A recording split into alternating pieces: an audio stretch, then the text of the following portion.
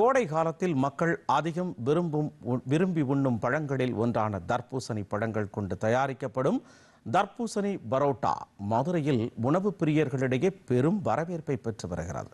இது குறித்த ஒரு செய்தி தொகுப்பை தற்பொழுது பார்க்கலாம்.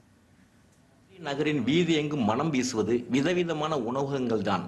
அந்த உணவகங்களில் மக்களின் இதயங்களை ஆட்கொண்ட உணவு வகைகள் பல இருந்தாலும் சுவையான பரோட்டாவுக்கு என தனி ரசிகர்கள் உண்டு என்றே சொல்லலாம். மைதா பரோட்டா, கோதுமை பரோட்டா, பன் பரோட்டா, செட் பரோட்டா, சில்லி பரோட்டா, பன்னீர் பரோட்டா, வெஜ் பரோட்டா, எண்ணெய் பரோட்டா என பல வகை பரோட்டாக்கள் இருந்தாலும் தற்போது கோடை வெயிலுக்கு ஏற்ற தர்பூசணி பழங்கள் கொண்டு தயாரிக்கப்படும் தர்பூசணி பரோட்டா மதுரையின் உணவு பிரியர்களிடையே பெரும் வரவேற்பை பெற்று வருகிறது.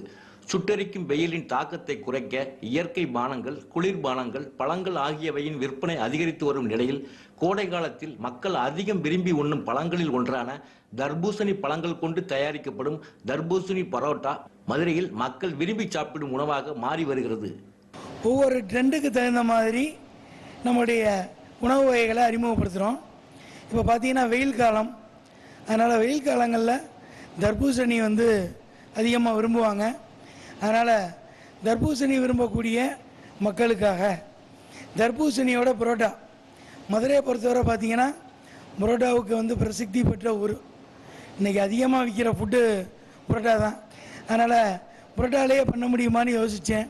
அருமையாக தர்பூசணியை கட் பண்ணி அதில் வச்சு பரோட்டாவை தயார் பண்ணோம். சாப்பிட்டு பார்த்தா நல்லா இருந்தது. அதனால் தர்பூசணி பரோட்டா அப்படின்னு சொல்லி அறிமுகப்படுத்திட்டோம்.